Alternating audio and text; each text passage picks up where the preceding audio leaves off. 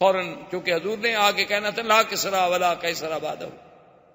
تو یہ سارے انتظامات جو کیے جا رہے ہیں کہ کہیں کنگرے گر رہے ہیں اور روشنی آتی ہے تو روشنی سے سیدھا قصور شام کے محل دکھائے جاتے ہیں، کیونکہ میرے مدنی کی ابتدا مکہ سے تھی، مہجر مدینہ تھا اور انتہا شام تھی. کیونکہ حضور صلی اللہ علیہ وسلم کو معراج کہاں سے ہوا؟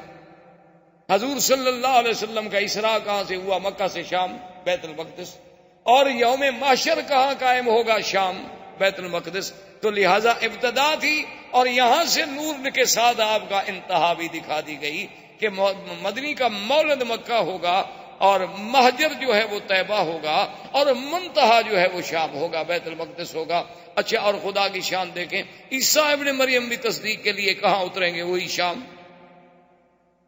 تو اب جناب بی بی آمنہ فرماتی ہیں کہ حضور صلی اللہ علیہ وسلم سرکار دو عالم، رحمت دو جہاں، سرکار مدینہ صلی اللہ علیہ وسلم جب پیدا ہوئے تو فرماتی ہیں یہ تمام دنیا کے بچوں سے ایک علیحدی وضع پہ پیدا ہوئے کہ باقاعدہ مورخین نے لکھا ہے کہ آپ جب پیدا ہوئے تو آپ کے دونوں ہاتھ زمین پہ تھے اور ایسے محسوس ہوتا تھا کہ سجدہ کر رہے ہیں آپ نے اللہ کو، اور اس کے بعد ایسے انگلی اٹھائی اور آسمانوں کی طرف دیکھا.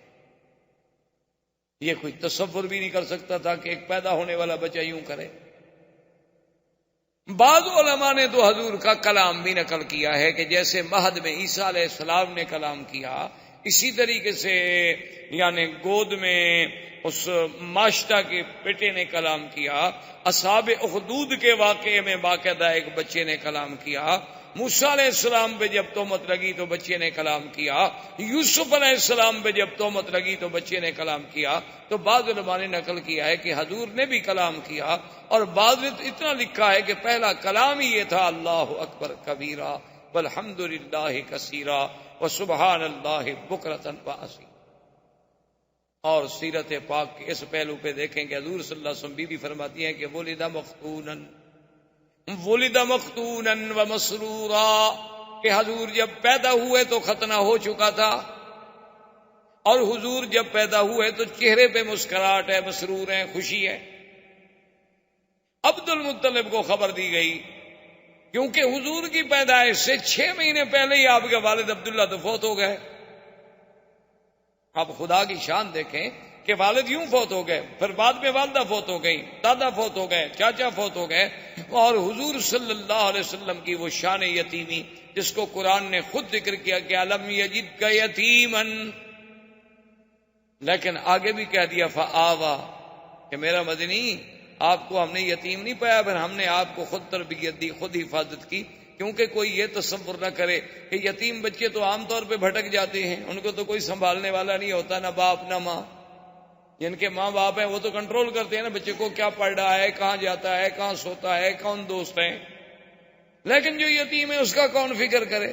اللہ نے فرمایا نہ میرے مدنی کو ایسا یتیم نہ سمجھنا، اس کا تو میں خود انتظام کرنے والا ہوں، اور میں والدین کو بھی اٹھا رہا ہوں تاکہ اگر کل کو کوئی بچہ قابل ہو تو لوگ کہتے ہیں نا جی اجی ایسے بہرحال کیوں ایسے قابل نہ ہوتا، دیکھو کس باپ کا بیٹا ہے، تو لوگ اس کی قابلیت کو باپ کی طرف نسبت کرتے ہیں. شاگرد کی لیاقت کو کہتے ہیں جی ٹھیک ہے ماشاءاللہ یہ ڈاکٹر صاحب بڑے لائق ہیں، لیکن انہیں کس استاد سے پڑھا ہے؟ استاد بھی تو دیکھو نا.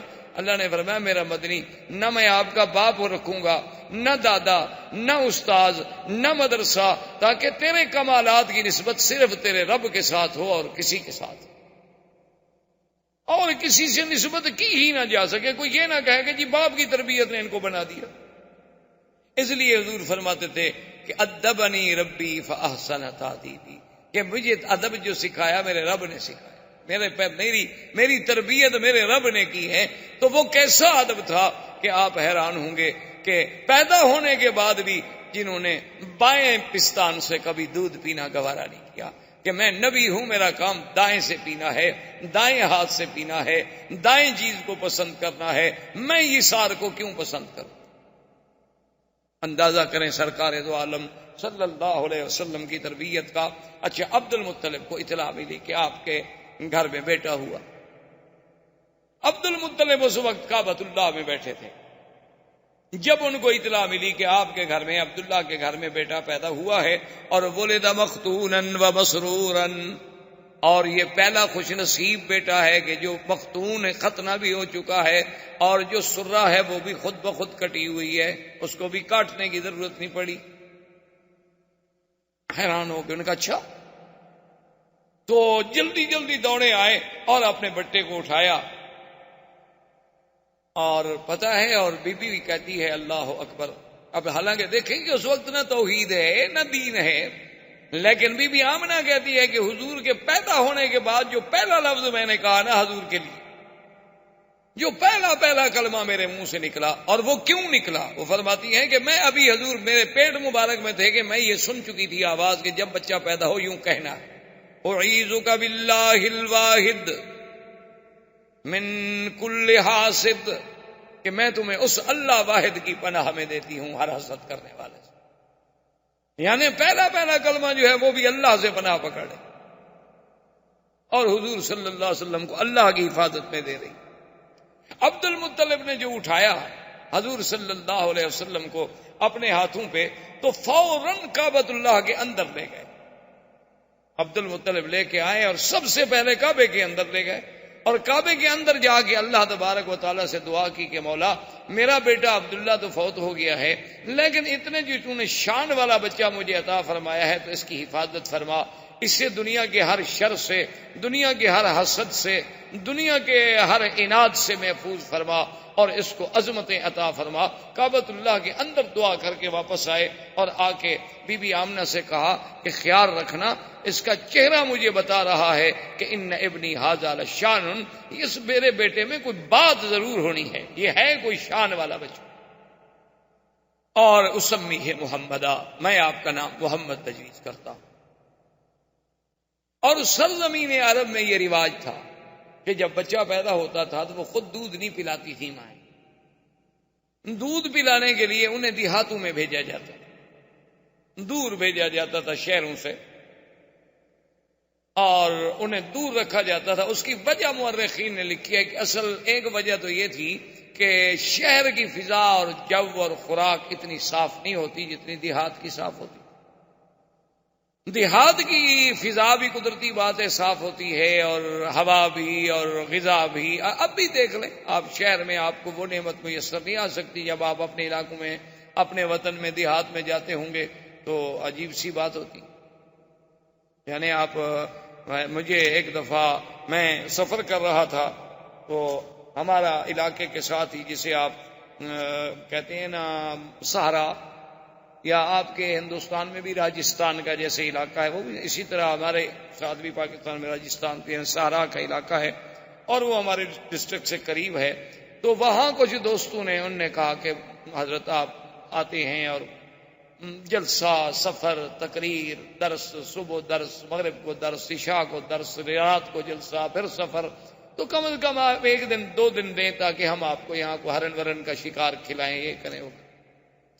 خیر میں نے کہا اب 2 دن والی بات تو ہو نہیں سکتی، ایسا کریں گے چلو کبھی آپ کے ساتھ شکار کیا ہم نے کھیلنے ہیں، تو رات کو آ جائیں گے۔ تو وہاں جب میں گیا تو میں کہنے کا مقصد یہ تھا کہ مجھے اتنی جناب گلے میں تکلیف، نزلہ، زکام، تھکان، اتنی بدن ٹوٹ رہا ہے۔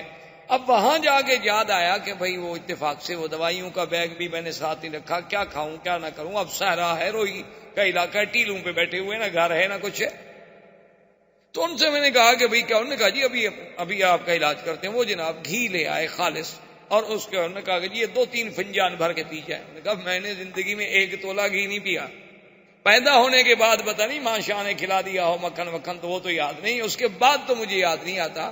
انہوں نے کہا حضرت آپ پیے؟ میں نے کہا اللہ کے بندے گھی پینے سے میرا نزلہ ٹھیک ہو جائے، میں تو اور مر جاؤں گا۔ انہوں نے کہا جی آپ پیے تو صحیح۔ خیر بہرحال زبردستی مجھے انہوں نے پلا دیا۔ آپ یقین فرمائیں کہ میں نے زندگی میں اتنا اچھا گھی اور اتنا اچھا اس کا ذائقہ، خوشبو، اور جناب انہوں نے کہا جی اب آپ تو جائیں، کہاں تھکان گئی، کہاں ہمارا نزلہ گیا، کہاں گلے کی خشکی، کہاں وہ خراش، وہ ٹھیک ٹھاک۔ انہوں نے کہا جی ہمارے ہاں تو یہی علاج ہوتا ہے۔ میں کہا یار یہ عجیب علاج ہے یار۔ تو مقصد کہنے کا یہ تھا کہ وہ جب اتنی صاف ہوتی ہے، خوراک اتنی صاف ہوتی ہے، وہ گھی اتنی اصلی ہوتے ہیں کہ اس میں ملاوٹ کا تصور نہیں ہوتا، تو عرب اپنے بچوں کو بہر. اور دوسری وجہ یہ تھی کہ شاعر کی زبان صاف نہیں رہتی، جیسے غذا صاف نہیں رہتی اسی طرح زبان صاف نہیں رہتی. کوئی حاجی آیا، کوئی کہاں سے آیا، کوئی کہاں سے آیا، کوئی کہاں سے آیا، ایک ایک لفظ، آدھا آدھا لفظ، ایک ایک جملہ چھوڑ گیا. اب آپ یہاں دیکھتے ہیں نا عربی لکھی ہوتی ہے ناشی و نال، یہ کون سی عربی ہے؟ نیشنل کا ترجمہ جو نہیں کر پائے بیچارے، کہ اب نیشنل کا کیا ترجمہ ہونے کا، جو اسی کو ناشی و نال بنا دو. تویوتا، بوتو، جو مرضی ہے اپنا بنا لے. کہاں سے؟ اچھا اب جناب وہ جو بناتے ہیں نا جی، وہ صبح انڈے کو ایسے مار مار کے چھوٹے، اس کا نام ہے شکشوکا. کہاں سے آ گیا جی شکشوکا؟ کو عربی کا لفظ ہے دنیا میں شکشوکا. پیزا کون سی عربی ہے جی؟ پیزا یہ تو اٹالین پراٹھے کا نام ہے پیزا. یہاں کون سی عربی میں آ گیا پیزا؟ یہ اس لیے کہ زبان بگڑتی ہے. جب باہر کو لوگ آتے ہیں تو اپنی کچھ برائیاں تو ہمیں دے جاتے ہیں، اچھائیاں مکے والوں کی لے جاتے ہیں اور برائیاں وہ یہاں چھوڑ جاتے ہیں. تو اس لیے بھی لوگ جو تھے وہ شہروں سے اپنا گھبراتے تھے کہ بھئی بچے کی تربیت باہر کرو کہ اس کی زبان بڑی فصیح. تو اس لیے اب جناب بی بی صاحب ابھی اسی تمنا میں تھی. بنو سعد کے قبیلے کی مرضعات آئیں، مکے میں آ کے بچوں کو تلاش کیا، سب اپنا اپنا بچہ لیتی گئیں. اور جب سنے کہ محمد عربی عبداللہ کے گھر میں پیدا ہوئے، باپ فوت ہو گیا ہے، بھئی یتیم ہے نا. اچھا یہ مطلب نہیں تھا کہ ان کو صرف پیسوں کا خیال ہوتا تھا، وہ دودھ کی کوئی اجرت طے نہیں کرتی تھی، ان کے نزدیک دودھ بیچنا حرام تھا. اچھا یہ ہمارے دیہاتوں میں بھی رواج رہا ہے، ہمارے قبائل میں، کہ دودھ بیچنے کو بڑا حرام سمجھا جاتا ہے. دودھ ہے ٹھیک ہے، اللہ کی نعمت، اس کو کیا بیچنا ہے؟ اب تو خیر لوگ دودھ والی بیچ دیتے ہیں، دودھ کیا ہوا، اب تو قومیں اتنی ترقی کر گئی. اچھا خیر جناب وہ یہ ہوا کہ وہ یہ سوچتے تھے کہ بعد میں اکرامیہ جو ہے وہ تو ہمیں ملنا ہے نا، طے نہیں کرتے کہ ہمیں دودھ پلانے کے اتنا پیسے دو. لیکن صاف بات ہے کہ بڑا گھر ہوگا تو اکرام، لباس، کپڑے، یہ وہ ملے گا. اور ایک یتیم بچے کے گھر سے بھی ہمیں کیا ملے گا؟ ماں غریب ہے، باپ مر گیا ہے، دادے کی کفالت میں ہے. اور اس زمانے میں عبد المطلب کا گھرانہ سب سے زیادہ غریب تھا. غربت کی وجہ کیا تھی کہ جو کچھ ہوتا تھا وہ تو حاجیوں پہ لٹا دیتے تھے، جو کچھ ہوتا تھا وہ حاجیوں پہ لٹایا جاتا تھا کہ ان کو پانی پلاؤ، شربت پلاؤ، ان کو جناب کھانا کھلاؤ، ان کے رہنے کا انتظام کرو. اب اتنے حاجیوں کا انتظام کرنا ہے ایک سردار کو، تو اس کے گھر میں بچ کیا جاتا ہے. تو بہرحال جب وہ مایوس ہو گئیں تو بیٹھے بیٹھے حلیمہ نے، جو حضور صلی اللہ علیہ وسلم کی مرضعہ ہیں، دایا ہیں، اپنے شوہر سے کہا، ان کے شوہر کا نام حارث، اپنے شوہر سے کہا کہ مجھے کوئی بچہ نہیں ملا، اور میں یہ بھی نہیں چاہتی کہ سب لوگ تو بچے لے جائیں اور میں بغیر بچے کے جاؤں، تو اب ایسا کیوں نہ کریں کہ ہم اس یتیم بچے کو لے لیں. اس نے کہا کہ ٹھیک اچھی بات ہے، جب اور کوئی نہیں ملا تو چلو خالی رہنے سے تو بہتر ہے کہ کوئی بچہ تو ہم لے جائیں. بی بی حلیمہ آئی، آگے دیکھا تو عبد المطلب بیٹھے ہیں. انہوں نے پوچھا کون ہو؟ نے کہا میں مرضعہ ہوں، میں سنا ہے کہ بچہ ہے، یتیم ہے اور وہ میں لینا چاہتی ہوں. انہوں نے کہا دیکھ لو کہ وہ یتیم ہے، ان کے والد فوت ہو گئے، اور تمہیں پتا ہے کہ ہم سرداری کی وجہ سے اور خدمت حجاج کی وجہ سے اتنے تنگ دست ہیں، شاید تمہاری خدمت نہ کر سکیں، لیکن ایک بات میں تمہیں بتاؤں، ایسا بچہ تمہیں کبھی نہیں ملے گا. اور اس کے بعد انہوں نے پوچھا ما اسمک، تیرا نام کیا ہے؟ تو بی بی کہتی ہے میں نے کہا حلیمہ. نے کہا قبیلتک، تمہارا قبیلہ کون سا ہے؟ نے کہا بنو سعد. تو فرحن شدیدہ، حضرت عبد المطلب بڑے خوش ہو گئے، کہنے لگے اسمک حلیمتی حلیمہ و قبیلتک سعد و ابنی محمدہ، تمہارا نام حلیمہ حلم سے ہے اور قبیلہ سعد سعادت سے ہے، لیکن میرا بیٹا بھی تو پھر محمد ہے صلی اللہ علیہ وسلم. اور بی بی حلیمہ کہتی ہیں کہ میں اندر گئی تو حضور صلی اللہ علیہ وسلم ایک سبز ریشمی کپڑا تھا جو اماں نے نیچے بٹھایا ہوا تھا، اور اس پہ حضور ایسے سیدھے لیٹے ہوئے تھے، اور فرماتی ہے کہ اتنا جمال تھا، اتنا حسن تھا، اور اتنی چہرے پہ تبسم تھا کہ میں تو ڈر گئی کہ میں ان کو اٹھا کے نیند سے بیدار کر کے ایسے اس منظر کو کہیں ضائع نہ کر بیٹھوں. میں اب ڈر کے مارے ہاتھ نہ لگاؤں کہ چلو سونے دو میرے پاک نبی صلی اللہ علیہ وسلم، کہ اتنی پیار سے لیٹے ہوئے ہیں. کہ نظریں آسماں کی طرف ہیں، چہرے پہ تبسم ہے، اور رنگ ایسا میں نے نہیں دیکھا، جمال ایسا میں نے نہیں دیکھا۔ تو میں نے بی بی آمنہ سے پوچھا کہ آپ کا یہ بیٹا، اس نے کہا تمہیں پتا ہے کہ ولد مختونن، یہ تو پیدا ہی مختون ہوا ہے، یہ تو پیدا ہی مسرور ہوا ہے۔ ان ابنی ھذا لشان، میرے اس بیٹے کو اللہ نے کوئی مقام دینا ہے۔ حلیمہ اگر بچہ لینا ہے تو ذرا خیال سے لے جانا۔ اور حلیمہ بی بی کی سواری کیا تھی؟ یہ گدھا۔ بعض روایات میں اونٹنی کا ذکر ہے، لیکن بعض روایات میں گدھا کا ذکر۔ اچھا، اب جناب عجیب شان دیکھیں کہ جب وہ آئے، سواری چونکہ ایک تھی، آگے اس کا شوہر بیٹھا، اصولی سی بات تھی کہ خامن جو ہیں وہ آگے بیٹھتے ہیں اور عورتیں پیچھے بیٹھتی ہیں۔ آج کل تو نہیں، یعنی اس زمانے کی میں بات کر رہا ہوں، یہ حضور صلی اللہ علیہ وسلم کے اس دور ولادت کی بات ہے۔ تو بہرحال وہ حارث جو تھا وہ سواری پہ آگے بیٹھا، اور اس کے بعد ان کی بیوی پیچھے۔ اب بیوی پیچھے بیٹھے گی تو حضور کو تو آخر وہ گود میں لے گی نا۔ اچھا، جب گود میں لے کے بیٹھی، سواری نہیں چلتی، وہ سواری کھڑی نہ ہو۔ اب بیوی کہتی ہے میں حیران ہو گئی، پہلے ہماری سواری کمزور تھی، اب اور یہ ہو گیا کہ بھئی اتنا بچے کا بوجھ تو نہیں ہو سکتا کہ اس کی وجہ سے یہ نہ چلے۔ تو کہتی ہیں کہ میں نے کہا اپنے شوہر سے کہ ایسا کرو کہ سواری ایک تو کمزور ہے، دوسرا شہر میں آنے کے بعد بھی سواری جو ہے جانور پر اثرات ہوتے ہیں، ابھی تم اس کو آگے پکڑ کے چلاؤ، جب باہر نکل جائیں گے پھر تم بیٹھ جانا۔ تو جب میرا خاوند اترا، اس نے آگے پکڑا تو چل پڑی، اور جب ہم شہر سے نکل گئے ہم نے پھر سواری کو بٹھا دیا، پھر اسی طرح بیٹھے، پھر وہ رک گئی۔ میں نے کہا کیا بات ہے؟ تو حارث کہنے لگا کہ آمنہ معلوم ہوتا ہے کہ یہ بچہ کوئی ایسے شان والا ہے کہ اس کو اس کا مالک پیچھے نہیں بیٹھنے دیتا، اس کو آگے ہی بٹھانا ہوگا، تو لہذا اس کو میں آگے لے لیتا ہوں، تم پیچھے بیٹھی رہو۔ تو میں نے اپنی گود میں لے لیا۔ تو کہتے ہیں میری سواری جو چلی نا، تو ساری بنو سعد کی سواریاں پیچھے رہ گئیں، اور وہ ہمیں پکار رہی ہیں کہ حلیمہ تمہاری سواری کو کیا ہوا؟ میں نے کہا سواری تو وہی ہے، پر سوار بدل گیا۔ سواری تو میری وہی ہے جو آتے ہوئے چل نہیں سکتی تھی، آتے ہوئے کھڑی نہیں ہو سکتی تھی۔ اور پھر بی بی حلیمہ کہتی ہے کہ ہمارے علاقے میں غربت کا یہ عالم تھا، پورا علاقہ برباد تھا، اور میری کہتی ہے کمزوری کا یہ عالم تھا کہ میرا ایک بیٹا تھا، اس کو میں دودھ نہیں پلا سکتی تھی، دودھ والا بیٹا تھا، یعنی رضاعت کے دور میں تھا، لیکن اتنا میرا کم دودھ ہوتا تھا کہ سارا دن میرا بیٹا روتا رہتا تھا۔ بی بی حلیمہ کے بیٹے کا نام عبداللہ تھا، جو حضور کا رضائی بھائی۔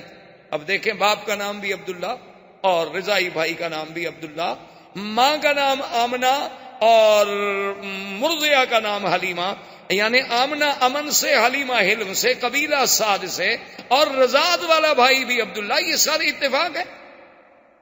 یہ تو معلوم ہوتا ہے کہ اس خالق کائنات نے نظام بنایا کہ جس جس چیز پہ آپ نظر ڈالیں، یعنی عجیب حیرت ہوگی۔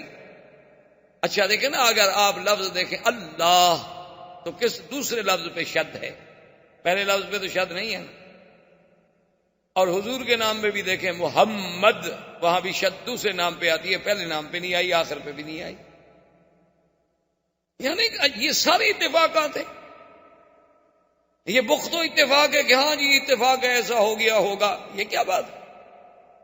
یہ سارے زمین و آسمان کی سٹیجیں جو سجائی جا رہی ہیں، یہ سارے اتفاق نہیں، بلکہ معلوم یہ ہوتا ہے کہ یہ کارخانہ ہستی اللہ تبارک و تعالی نے شاید اسی آنے والی ذات کے لیے پیدا کیا کہ اب جناب بھائی کا نام کیا ہے؟ عبداللہ، اور آپ کی دو بہنیں بھی ہیں رضائی، ایک کا نام تھا شیمہ اور ایک کا نام تھا انیسا یا انیسا۔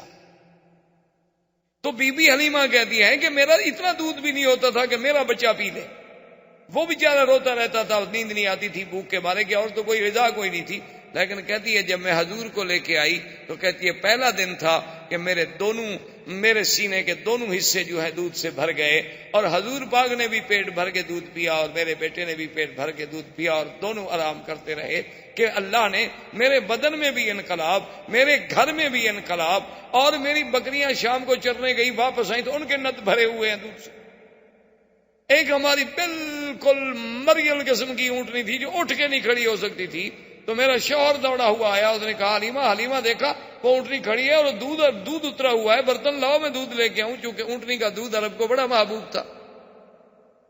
تو اللہ تبارک و تعالی نے حضور پاک صلی اللہ علیہ وسلم کی بی بی حلیمہ کے گھر جانے سے وہ ظاہری برکتیں، وہ باطنی برکتیں، وہ معنوی برکتیں، وہ حصی برکتیں، وہ وجودی برکتیں ایسے اظہار ہوئے کہ دنیا دنگ رہ گئی۔ اور پھر بی بی کہتی ہے کہ حضور کے اپنے بدن میں جو بڑھنے کا انداز تھا، یعنی عجیب حیرت کی بات تھی کہ جو بچہ 1 مہینے میں بڑھتا ہے اتنا حضور 1 دن میں بڑھ جاتے تھے۔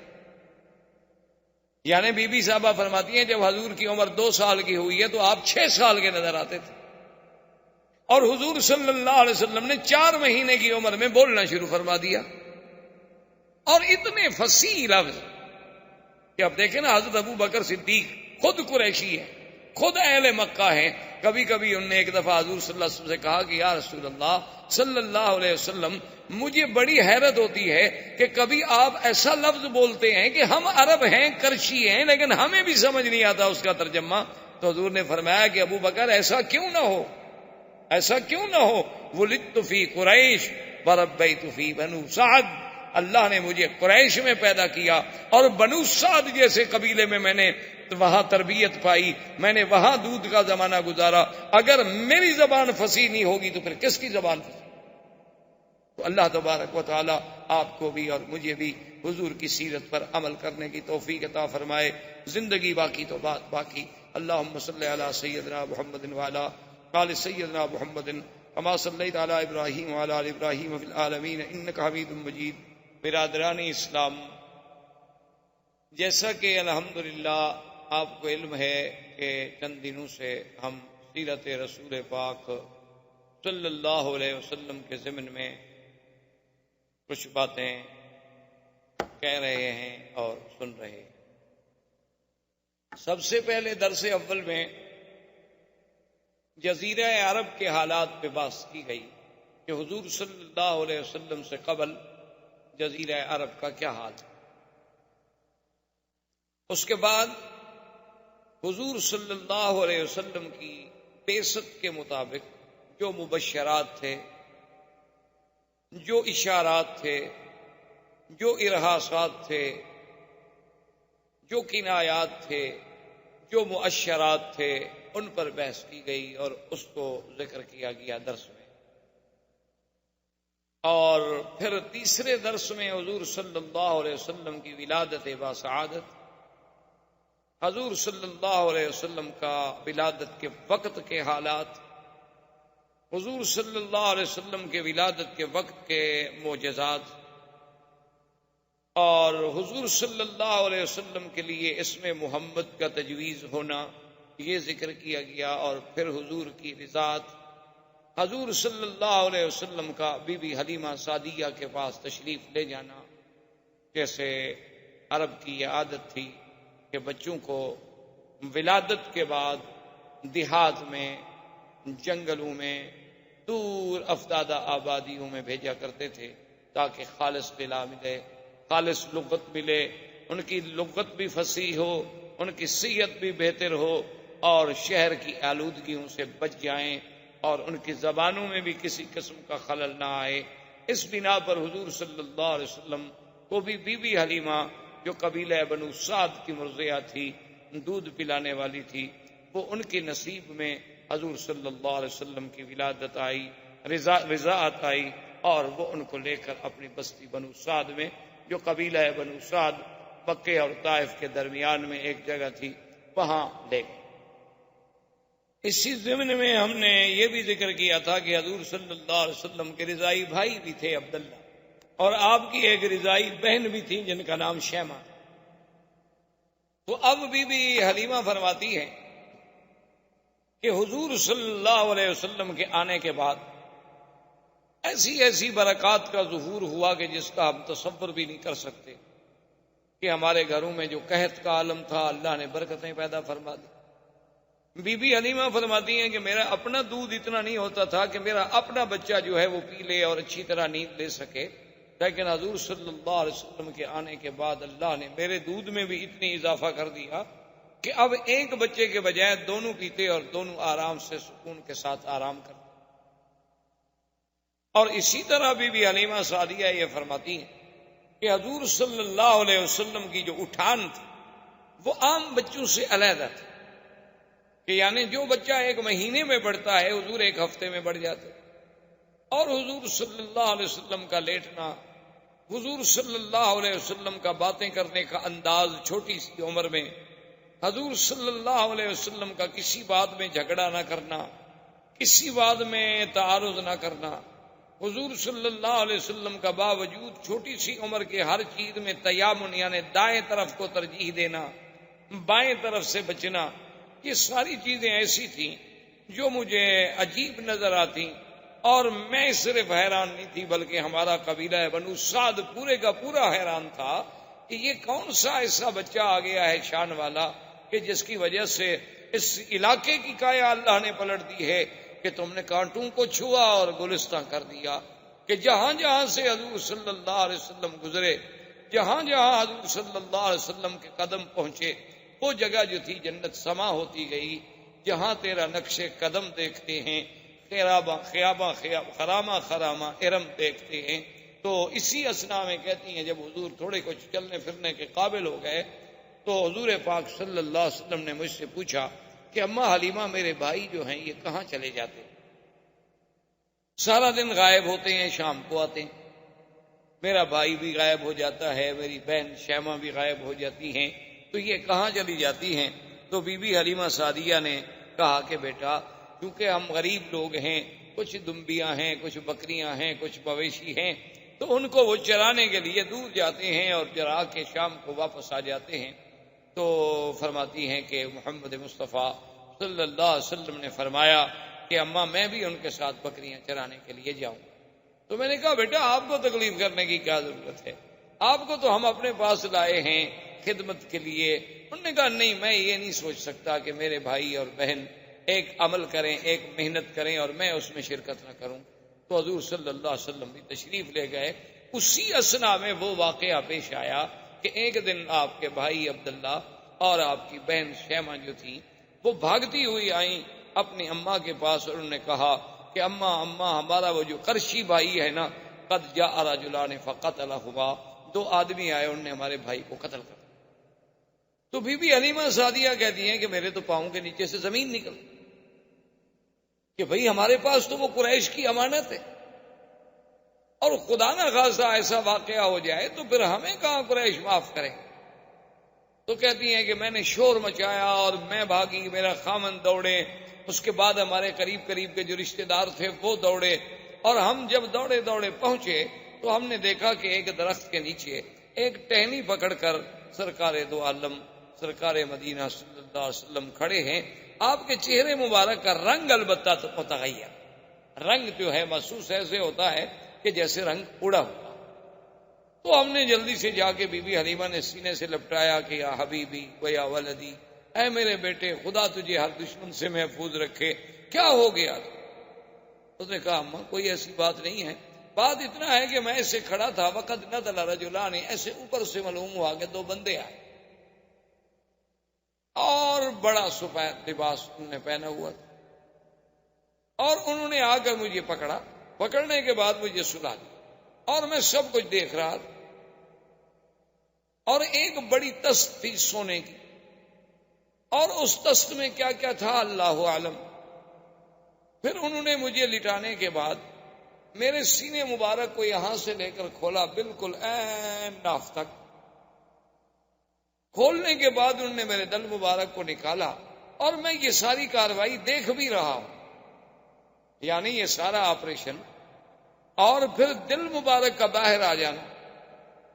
یعنی آج دنیا جس کو اپنے سرجری کا معراج سمجھتی کہ ہم نے سرجری میں وہ مقام حاصل کر لیا ہے کہ ہم دل کا معاملہ ٹھیک کر لیتے ہیں، والو بدل لیتے ہیں، بائی پاس ہو جاتا ہے، دل کو باہر نکال لیتے ہیں، دل کو سیف رکھنے کے لیے اندر ایک مشین فٹ کر دیتے ہیں، متبادل دل لگانے کی باتیں اور سب ہو. لیکن آپ اندازہ کریں کہ 1400 سال پہلے جبکہ کوئی وسائل نہیں، کوئی ہسپتال نہیں، کوئی آپریشن تھیٹر نہیں، کوئی انتظامات نہیں، تو یہ تو آپریشن جو ہے نوری مخلوق کر رہی ہے اور الہی حکم سے ہو رہا ہے کہ آپریشن کرنے والے بھی کون ہیں؟ اللہ کے فرشتے ہیں، ملک ہیں، جبرائیل و میکائیل ہیں، اور جس ذات کا آپریشن کیا جا رہا ہے وہ کون ہے؟ محمد رسول اللہ صلی اللہ علیہ وسلم. تو کہتے ہیں کہ حضور صلی اللہ علیہ وسلم، اور کمال یہ ہے کہ آپ کی کوئی بے ہوشی نہیں، آپ کو کسی دوائی سے کسی چیز سے اتنا زیر اثر نہیں کیا گیا کہ آپ بے ہوش ہو جائیں، کہ اتنا بڑا سینے کا چیر دینا، اتنا بڑا کھول دینا، پھر دل مبارک کا نکالنا، نکال کے باہر دھونا۔ اور سب سے بڑی بات یہ ہے کہ حدیث مبارک میں یہ بھی آتا ہے کہ اس دل میں کوئی چھوٹا سا ایک ٹکڑا تھا، وہ بھی نکال کے انہوں نے باہر پھینک دیا، اور یہ بھی کہا کہ ھذا حظ شیطان، وہ حصہ چھوٹا سا نکال کے باہر ڈال دیا گیا، اور پھر سینہ مبارک میں دل مبارک رکھا گیا، اور پھر اس کو سیا گیا۔ تو بی بی حلیمہ یہ باتیں سن رہی ہیں، اور ان کے لیے تو یہ سمجھ سے بالا تر بات ہے نا کہ کسی بچے کو اس طرح، اور ایسا دنیا میں کون سا آپریشن ہے کہ جو لمحوں میں ہو جائے اور لمحوں میں ٹھیک ہو جائے، لیکن کہتے ہیں کہ آثار جو تھے سلائی کے، نشان جو تھے وہ باقی تھے۔ اچھا اللہ چاہتے تو یہ نشان بھی مٹ جاتے، جو خداوند قدوس اتنی بڑا آپریشن اپنے پاک نبی کا کرا سکتے ہیں ملائکہ کو بھیج کر، نشان بھی مٹ جاتے، لیکن نشان مٹ جاتے تو منکرین کو انکار کا ایک بہانہ مل جاتا کہ کافروں کو تو آپ چھوڑیے، بڑے بڑے مسلمانوں نے بھی شک کے صدر کا انکار کیا ہے۔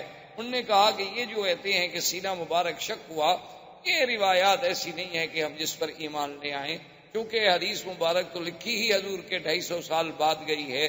یہ شک کے صدر ہونا، سینے کا چیرا جانا، دل مبارک کا باہر نکال لینا، پھر دل کو دھونا، دھونے کے بعد دل کو اندر رکھ دینا، اور بغیر اسباب ظاہریہ کے، اتنی بڑی بات جو ہے، انہوں نے کہا اصل میں مولویوں کو دھوکہ لگا ہے کہ انہوں نے شک کے صدر کو حقیقت پہ محمول کر دیا، حالانکہ معنی یہ تھا کہ اللہ نے اپنے نبی کا دل مبارک جو ہے کھول دیا، یعنی اس کو باتیں سمجھنے کے لیے، علوم غیبیہ کی باتوں کو پہچاننے کے لیے، علوم قرآن کی حقیقت و گہرائیوں میں ڈوبنے کے لیے اللہ نے سینہ کھول دیا۔ وہ کہتے ہیں جیسے محاورے میں آپ کہتے ہیں جی ماشاء اللہ فلاں عالم کی جب تقریر سنی نا، اللہ نے بھائی ان کا تو واقعی سینہ کھول دیا، ایسے بہ رہے تھے جیسے کہ دریا بہ رہا ہو، حالانکہ نہ دریا بہ رہا ہوتا ہے اور نہ سینہ کھلا ہوتا ہے، ان کا یہ محاورہ۔ تو بعض مسلمان اپنے آپ کو مسلمان کہلانے والوں نے بھی شک کے صدر کا انکار کر دیا، انہوں نے کہا کوئی شک کے صدر نہیں، بلکہ یہ شرح صدر ہے، شک کے صدر نہیں۔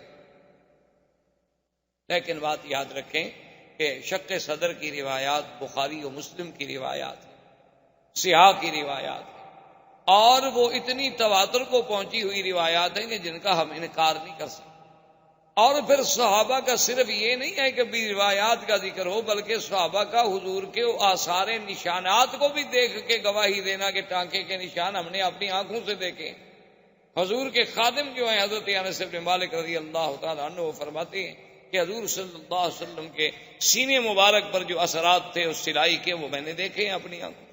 اور پھر جہاں شرح صدر ہے وہاں قرآن نے تو خود کہا ہے شرح صدر، الم نشرح لک صدرک ووضعنا عنك وزرك الذي انقض ظهرك، اور اسی طرح قرآن کہتا ہے فمن يرد الله ان يهديه يشرح صدره للاسلام فهو على نور من ربه، اور اسی طرح قرآن نے موسیٰ علیہ السلام کی دعا نقل کی، رب اشرح لي صدري ويسر لي امري وَاحْلُلْ عُقْدَةً مِّن لِّسَانِي يَفْقَهُوا قَوْلِي، اور حضور کی دعا تھی اللہم متعنا بِأَسْمَائِنَا وَأَبْصَارِنَا وَاشْرَحْ صُدُورَنَا۔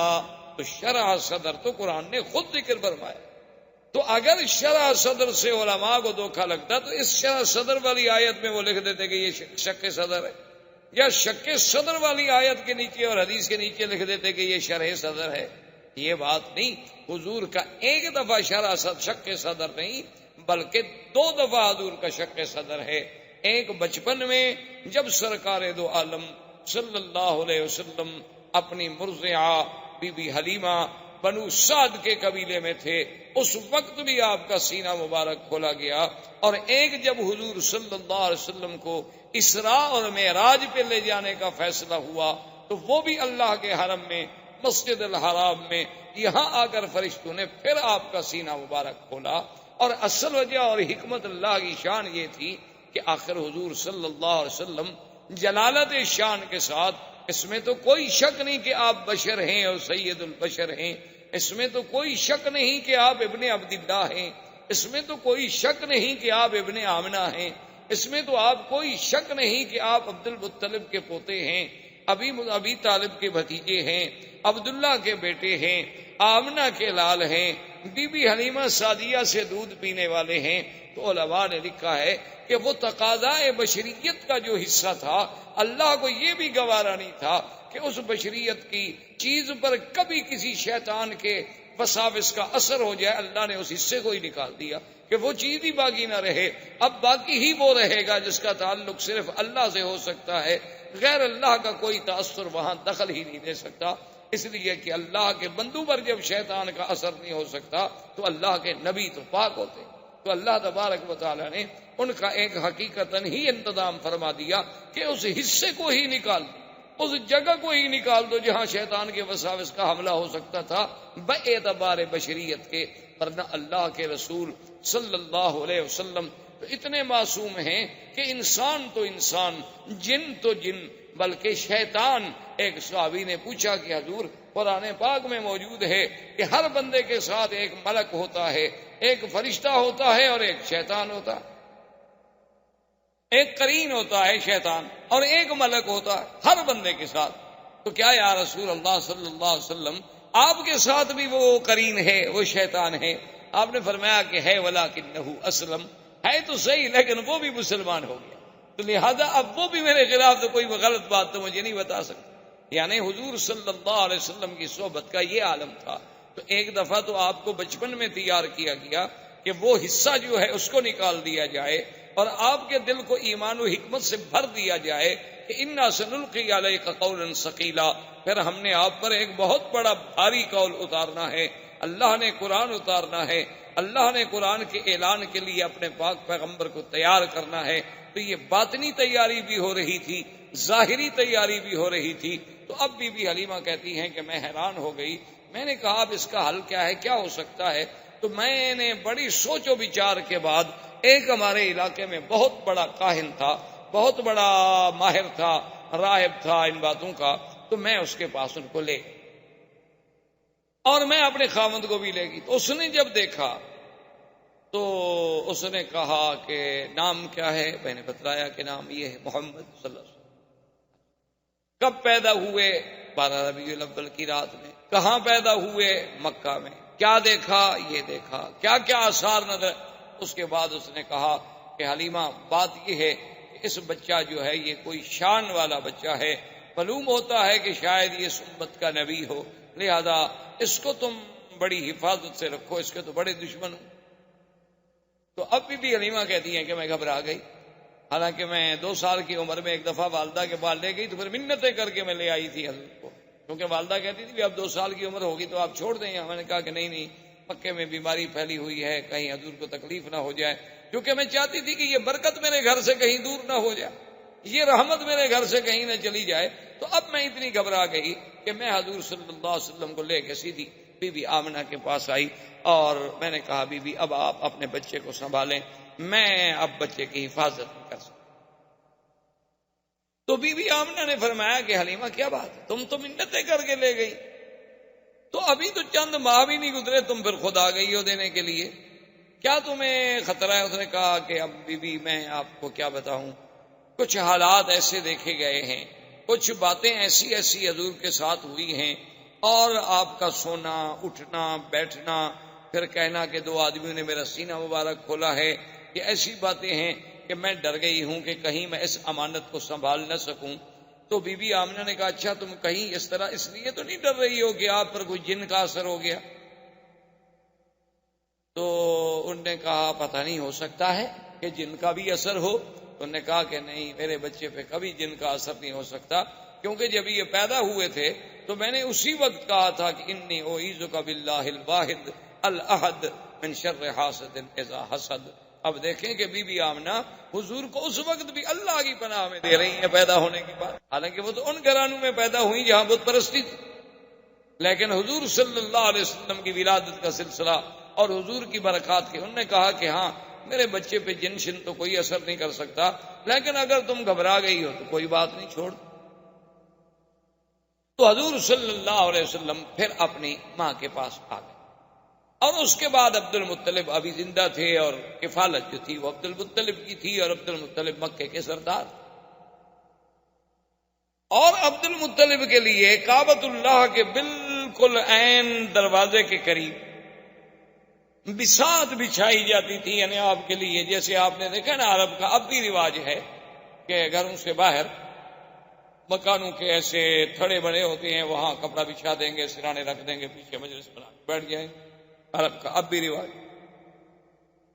تو عبد المطلب کے لیے جو مجلس بنتی تھی وہ بالکل عین کعبۃ اللہ کی دیوار کے ساتھ اور کعبۃ اللہ کے دروازے کے قریب، وہاں آپ کے لیے مخملی کپڑے کے بچھائے جاتے، سرانے لگائے جاتے، گدے لگائے جاتے، کیونکہ سردار مکہ تو اس وقت عبد المطلب، سارے مکے پہ ان کی سرداری تھی، اور پھر سقایا اور خدمت حجاج، خدمت حجیج، یہ سارا نظام جو ہے عبد المطلب کے سپرد تھا، لہذا ان کا احترام جو ہے دو جانب سے تھا، ایک کعبۃ اللہ کی نسبت سے اور ایک مکے کی سردار ہونے کی نسبت۔ اور جب وہ مجلس بچھا دی جاتی تو کوئی بھی آدمی جب وہاں آتا تو اس کو یہ اجازت نہیں تھی کہ وہ حضور اس عبد المطلب کی اس بساط پہ، اس جگہ پہ بیٹھ جائے، حتیٰ کہ عبد المطلب کے باقی بیٹے جو ہیں وہ بھی کھڑے رہتے تھے، باپ کا انتظار کرتے تھے جب تک والد آئیں وہ آ کے وہاں بیٹھیں۔ لیکن خدا کی شان ہے کہ محمد مصطفیٰ صلی اللہ علیہ وسلم ابھی تو 3-4 سال کی عمر نہیں ہوئی تھی، آپ جب بھی تشریف لاتے تو آ کر فوراً اپنے عبد المطلب دادے کی مجلس پہ بیٹھ جائیں، اور بھائی اگر روکتے بھی تو آپ ان کی توجہ نہ۔ اور عبد المطلب کو جب کہا گیا تو انہوں نے کہا ان ابنی ھذا لشأن، اس میرے بیٹے کے اندر کوئی اللہ نے کوئی شان رکھی ہے ایسی، اس کو منع نہ کیا کرو، اگر یہ میری مجلس پہ بیٹھ جائے تو بیٹھ جائے، میں نیچے بیٹھ جاؤں گا، لیکن میں محمد کو نہیں اٹھا سکتا صلی اللہ علیہ وعلا آلہ واصحابہ وسلم۔ تو اب حضور صلی اللہ علیہ وسلم کو یعنی اس ضمن میں آپ کو یہ ایک جہاں وہاں یعنی بی بی حلیمہ کے پاس خالص غذا ملی، خالص لسان ملی، خالص لغت ملی، اور عبد المطلب کے پاس بیٹھ کے سرداری ملی، اور سرداروں کی باتیں، بڑے بڑے سرداروں کا عبد المطلب کے دربار میں آنا، بیٹھنا، باتیں کرنا، انداز کرنا، یہ ساری باتیں جو تھیں اس کی ایک تعلیم دی جا رہی تھی۔ عبد المطلب کے مجلس کوئی معمولی سی مجلس نہیں تھی، اس وقت مکے کا سب سے بڑا سردار۔ یہ سارا ایک اللہ کی طرف سے نظام۔ اور عبد المطلب کا عالم یہ تھا کہ سردار ہونے کے باوجود پیسہ نہیں ہوتا تھا، چونکہ جب پیسہ آتا تو سخاوت تھی، خرچ ہو جاتا، حاجیوں پہ خرچ ہو رہا ہے، زمزم میں شہد ملا کے پلایا جا رہا ہے، زمزم نہیں تو باہر سے پانی لا کے پلایا جا رہا ہے، سرید کھلائی جا رہی ہے، روٹی کھلائی جا رہی ہے، حاجیوں کی خدمت کی جا رہی ہے، تو اتنا پیسہ کہاں سے ملے گا سردار؟ تو بہرحال حضور صلی اللہ علیہ وسلم آپ کی کفالت میں بھی تربیت لیتے رہے، اور جب حضور صلی اللہ علیہ وسلم کی عمر مبارک زیادہ ہوئی، ایک دن آپ کی والدہ نے یہ ارادہ کیا کہ میں حضور کو لے کر آپ کے اخوال جو ہیں بنو نجار مدینہ منورہ میں ان کے پاس جاؤں، کم سے کم میں اپنے رشتہ داروں کو بھی تو ملاؤں، اور کم سے کم حضور صلی اللہ علیہ وسلم میرے بیٹے کی زیارت کر سکیں۔ حضور کو لے کے مدینہ منورہ تشریف لے گئیں، اور خدا کی شان ہے مدینہ منورہ کی بھی گلیوں میں جہاں جہاں حضور صلی اللہ علیہ وسلم گزرتے تو لوگ حیران ہو، جو بھی دیکھتا حضور صلی اللہ علیہ وسلم کو حیران ہو جاتے۔ اسی سے شہرت اٹھی، اور شہرا میں کچھ یہودی لوگ آئے، کچھ راہب آئے، انہوں نے آ کے حضور صلی اللہ علیہ وسلم کو دیکھا تو انہوں نے لوگوں سے کہا کہ نبی ھذہ الامہ، یہ اس امت کا نبی پیدا ہو گیا ہے، اور ایسی باتیں کرنے لگے کہ بی بی آمنہ کو اندیشہ ہو گیا کہ کہیں یہ حضور کو نقصان نہ پہنچا دے، تو بی بی صاحبہ ان کو لے کر واپسی کا انہوں نے جلدی سے سفر اختیار کیا۔ ابھی راستے میں مقام ابوا پہ تھیں کہ بی بی آمنہ فوت ہو، والد پہلے فوت ہو چکے۔ بعض روایات تاریخ میں یہ بھی ہے کہ بی بی آمنہ کو یہاں جنت المعلیٰ میں دفن کیا گیا، اور بعض روایات تاریخ میں یہ بھی ہے کہ ان کو دفن تو کیا گیا مقام ابوا میں۔ ابوا جو ہے مکے اور مدینے کے راستے میں ایک جگہ ہے، لیکن سڑک سے ہٹ کر ہے، اندر پہاڑیوں میں ایک جگہ ہے اور کچا راستہ ہے۔ اور بعض علماء یہ لکھتے ہیں مورخین کہ ابوا میں دفن کیا گیا، وہاں سیل آئی، یعنی پانی آیا بارشوں کا، تو قبر جو تھی وہ کھل گئی، تو پھر ان کو لا کر یہاں منتقل کر دیا گیا، جنت المعلیٰ میں دفن کر دیا گیا۔ تو بعض لوگوں نے روایات کو یوں بھی جمع کیا ہے، بہرحال جمہور کی رائے یہ ہے کہ مقام ابوا پہ دفن کیا گیا، کیونکہ ایک دفعہ حضور صلی اللہ علیہ وسلم، ایک حدیث مبارک میں یہ بات موجود ہے کہ حضور نے فرمایا کہ میں نے اللہ سے بخشش کی دعا مانگی تھی، اس کی تو اجازت نہیں ملی، البتہ مجھے ماں کی قبر پہ جانے کی اجازت ملی، تو حضور صلی اللہ علیہ وسلم اس قبر پہ تشریف لے گئے۔ تو لہذا اگر وہ جنت المعلیٰ میں منتقل ہو جاتی تو پھر وہاں حضور صلی اللہ علیہ وسلم کو جانے کی ضرورت نہیں۔ اب حضور صلی اللہ علیہ وسلم واپس مکے میں آئے۔ اب خدا کی شان دیکھیں کہ باپ تو پہلے فوت ہو چکے تھے، ابھی آپ پیدا نہیں ہوئے، ابھی 6-7 سال کی عمر ہے تو ماں بھی فوت ہو، اور کچھ عرصہ گزرا عبد المطلب بھی فوت ہو گئے۔ اب آپ کی کفالت جو ہے وہ ابو طالب کے پاس چلی گئی۔ خدا کا نظام ایسا، اللہ نہیں چاہتے تھے کہ میرے بدنی پہ کسی کا سایہ رہے، اسی لیے بعض علماء لکھتے ہیں نا کہ اللہ نے حضور کو بغیر بے سایہ پیدا کیا، وہ سمجھتے ہیں کہ شاید دوسرا سایہ بھی نہیں تھا۔ یہ معنی نہیں، معنی یہ ہے کہ جیسے باپ کا ایک سایہ ہوتا ہے، ماں کا ایک سایہ ہوتا ہے، دادے کا ایک سایہ ہوتا ہے، کفالت کرنے والوں کا ایک سایہ ہوتا ہے، اللہ نے ان سب چیزوں سے حضور کو مستثنیٰ کر دیا۔ اللہ نے فرما دیا میرا بدنی ہم آپ کی خود حفاظت کریں۔ الم یجدک یتیما فآوی ووجدک ضالا فہدی۔ اللہ نے فرمایا کیا ہم نے آپ کو یتیم نہیں پایا، پھر ہم نے آپ کو خود ٹھکانا۔ تو اس طرح بھی اچھا، اگر فرض محال ایک شاگرد قابل ہو تو لوگ کہتے ہیں جی ان کا استاذ بڑا قابل، تو اس کی لیاقت و صلاحیت استاد کی طرف جاتی ہے، اولاد کی باپ کی طرف جاتی ہے۔ اللہ نے فرمایا ہم اپنے نبی کی تربیت ہی خود کریں گے، جیسے انہوں نے فرمایا ادبنی ربی فاحسن تادیبی، مجھے تو ادب بھی میرے رب نے سکھایا، میرے اللہ نے میرے ادب کا انتظام کیا۔ یعنی آپ حیران ہوں گے کہ مکے میں طواف اریاں کرنا، مکے میں کسی کا اریاں ایک دوسرے کے سامنے غسل کرنا، یہ چیزیں عیب ہی نہیں سمجھی جاتی، یعنی یہ چیزیں عیب بھی نہیں سمجھی جاتی تھی، بالکل اس پر کہ یہ مردانگی کی ایک علامت۔ تو ایک دفعہ حضور صلی اللہ علیہ وسلم ایک چاچے کی امداد کے لیے، بعض روایات میں ہے کہ زمزم کی کھدائی میں، اور ایک روایت میں ہے کہ کعبۃ اللہ کی تعمیر جب قریش کر رہے تھے تو حضور پتھر اٹھا رہے تھے، تو آپ کے چچا نے کہا کہ یا محمد صلی اللہ علیہ وسلم آپ کندھوں پہ پتھر رکھتے ہیں، آپ کو تکلیف ہوتی ہوگی، تو آپ چادر مبارک نکال لیں اور کندھے پہ رکھ دیں تاکہ آپ کو پتھر اٹھانے میں تکلیف نہ ہو۔ تو ابھی حضور پاک نے چادر مبارک کھولی، فوراً آپ بے ہوش ہو گئے، حضور صلی اللہ علیہ وسلم پہ بے ہوشی طاری ہو گئی، اور اس کے بعد جب ہوش آیا تو آواز آئی کہ آپ اپنے آپ کو کبھی بغیر کپڑوں کا نہیں رکھ سکتے۔ تو اللہ پاک نے انتظام کر دیا کہ ساری دنیا اوریاں ہو سکتی ہے لیکن میرا بدنی محمد مصطفیٰ اوریاں نہیں ہو سکتا۔ یہ اوریانی تو شرف کے خلاف چیز ہے، اس کے لیے اللہ کے نبی کی شان تو ایسی نہیں، اور دنیا چاہے کچھ۔ اچھا، بعض لوگوں نے یہ بھی لکھا ہے کہ مکے والوں نے دراصل یہ ایک اپنی کبائی کے لیے بھی ایک ذریعہ بنایا تھا کہ انہوں نے ایک اعلان کر دیا تھا کہ اللہ کے گھر کا کوئی آدمی طواف اپنے کپڑوں میں نہیں کر سکتا، یا تو وہ ہمس سے کپڑے لے، اپنے آپ کو کہتے تھے ہمس کہ ہم جو ہے مجاورین کعبہ ہیں، تو یا تو ہم سے کپڑے لیں اور وہ کپڑے پہن کے طواف کریں، بس صورت دیگر اپنے کپڑوں میں طواف نہیں کر سکتے، پھر بغیر کپڑوں کے طواف کریں۔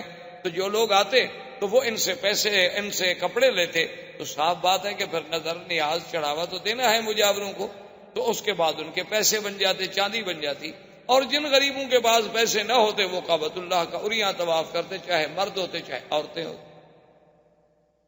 اور یہ اریاں طواف اس وقت تک ہوتا رہا، حضور کا نبوت مل گئی، اعلان نبوت ہو گیا، حضور کی مکی زندگی، حضور صلی اللہ علیہ وسلم مدینہ منورہ میں تشریف لے گئے 9 ہجری تک، یعنی 9 ہجری تک اللہ تبارک و تعالیٰ کے گھر کا طواف جو ہے وہ بغیر لباس کے اریاں ہوتا رہا۔ تو 9 ہجری میں حضور صلی اللہ علیہ وسلم نے سیدنا علی ابن ابی طالب رضی اللہ تعالیٰ عنہ کو بھیجا، انہوں نے آ کے اعلان کیا کہ اللہ یطوف بالبیت عریان، خبردار آج کے بعد کوئی اللہ کے گھر کا طواف جو ہے عریاں نہیں کر سکتا، اور خبردار کہ آج کے بعد کوئی مشرک اللہ کے کعبے میں داخل نہیں ہو سکتا۔ تو یہ اعلان جو ہے 9 ہجری کو جا کے، لیکن افسوس سے یہ کہنا پڑتا ہے کہ ہم لوگوں نے اس یعنی اللہ کے نبی کے اعلان کو کیسے بدل دیا کہ جیسے اللہ نے حکم دیا تھا نا بنو اسرائیل کو کہ یوم السبت جو ہے مچھلی کا شکار نہ کریں، تو انہوں نے کیا کیا کہ ندیاں نالے بنا کے حوض بنا دیے کہ پانی اور مچھلی تو حوض میں سبت کو آ جاتی آگے، اور پھٹا ڈال کے دروازہ بند کر دیتے، راستہ بند کر دیتے، پکڑ اتوار کو لیتے، کہتے جی ہم نے ہفتے کو تو شکار نہیں کیا، ہم نے تو اتوار کو پکڑا ہے۔ تو آج کل کے مسلمانوں نے بھی نعوذ باللہ ثم نعوذ باللہ اللہ کے نبی کے اس حکم کو ایسا بدلا کہ لباس تو پہن لیا لیکن وہ عریانی سے بھی زیادہ برا ہے۔ اتنا باریک لباس، اتنا باریک کپڑا، یعنی آپ حیران ہوں گے، اب یہ جس سے ہم یہ غترہ پہنتے ہیں اس سے اگر عبایا اور پردہ بنایا جائے تو اسے آپ پردہ کہیں گے خدا کے لیے، اسے آپ برقع کہیں گے۔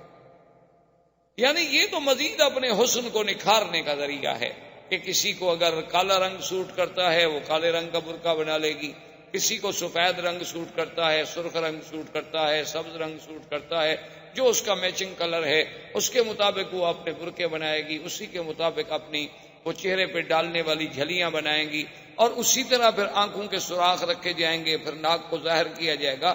یعنی حسن کو اجاگر کرنے کا بہانہ ہے، یہ پردہ نہیں ہے، اس کو کوئی پردہ نہیں کہہ سکتا۔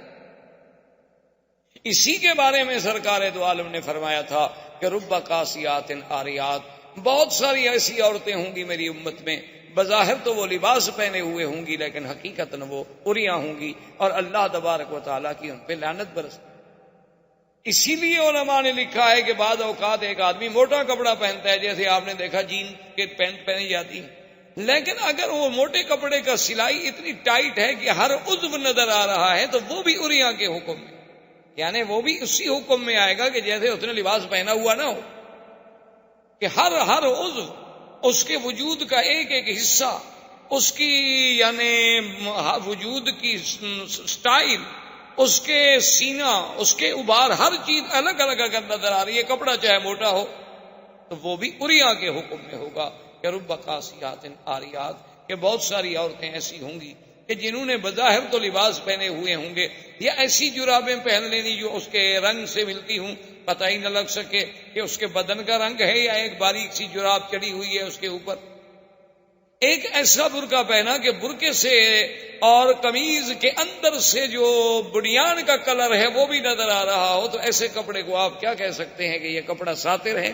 یہ کپڑا اس لیے پہنا گیا ہے کہ عورت کا بدن چھپا رہے اور اس پر کسی غیر کی نظر نہ پڑے، یا یہ ایک فیشن ہے کہ مردوں نے اپنا ایک عبایا ڈال لیا، عورت نے ایک سیاہ گاؤن ڈال لیا، بس ختم ہو گئی بات۔ اچھا، بعض تو نعوذ باللہ یہ عالم ہے کہ اوپر سے باقاعدہ برقع ہے اور اندر جو ہے منی اسکرٹ ہے، بعض کا اوپر سے برقع ہے اور اندر جو ہے وہی جین پہنے ہوئی ہے مردانہ۔ انا للہ و انا الیہ راجعون۔ تو بہرحال یہ عریانی کا دور چلتا تھا، لیکن اللہ نے حضور پاک صلی اللہ علیہ وسلم کے لیے یہ گوارا نہ کیا، کیونکہ حضور کو ادب سکھانے والے تو اللہ کی ذات۔ اب ابو طالب کی کفالت کا زمانہ آیا تو حضور پاک نے دیکھا کہ میرے چاچے کے لیے بھی غربت کا بڑا دور ہے، سردار تو ہیں لیکن اتنا پیسہ نہیں ہے کہ گھر کا خرچہ بھی چلا سکیں، اس لیے بچے جو تھے ان کے وہ بھی روٹی پر لڑتے تھے، لیکن ایک محمد الرسول اللہ تھے صلی اللہ علیہ وسلم جو کبھی جھگڑا نہیں کیا۔ اور پھر تاریخ آتی ہے کہ تاریخ میں یہ بات موجود ہے کہ ابی طالب کہتے ہیں کہ جب وہ اپنا سفرے پر، جب مائدہ پر، جب دسترخوان پر میرا پیارا بیٹا محمد تشریف لے آتے تو اس تھوڑی سی روٹی میں اتنی برکت ہو جاتی کہ ہم سب پیٹ بھر کے کھا لیتے، اور جس دن حضور نہ آتے تو کسی کو پوری بھی نہ ہوتی۔ تو ابو طالب نے یہ اہتمام کر دیا، اس نے کہا کہ بھائی ایسا کرو کہ حضور کے بغیر تو روٹی کھانی جب تک کہ محمد رسول اللہ تشریف نہ لے۔ تو اب حضور صلی اللہ علیہ وسلم نے چاچا سے کہا کہ میں آپ کی مدد کرنا چاہتا ہوں اور آپ مجھے اجازت دیں کہ میں بھی کوئی کام کروں۔ تو انہوں نے کہا کہ بیٹا آپ کام نہ کریں۔ حضور نے فرمایا کہ نہیں، میں یہ برداشت نہیں کر سکتا کہ آپ کے بڑھاپے کا زمانہ ہے، اخراجات بہت زیادہ ہیں، اور اللہ نے مجھے الحمدللہ جوان بنایا ہے، تو میں کیوں نہ کام کروں۔ تو حضور نے بکریاں چرانی الا قرارید کچھ پیسے مقرر ہو گئے، حضور بھی بکریاں لے کے تشریف لے جاتے باہر، ان کو چراتے، مزدوری کرتے۔ دراصل یہ بکریاں چرانا جو ہے یہ بھی اللہ کی طرف سے تربیت کا ایک حصہ تھا، اور ہر نبی نے بکریاں چرائی، یعنی یہ صفت صرف ہمارے آقا کی نہیں تھی، بلکہ اللہ کے جتنے انبیاء گزرے ہیں سب نے بکریاں چرائی۔ علماء نے لکھا اس میں حکمت تھی کہ تمام جانوروں میں سب سے زیادہ شرارتی جانور جو ہے بکری ہے۔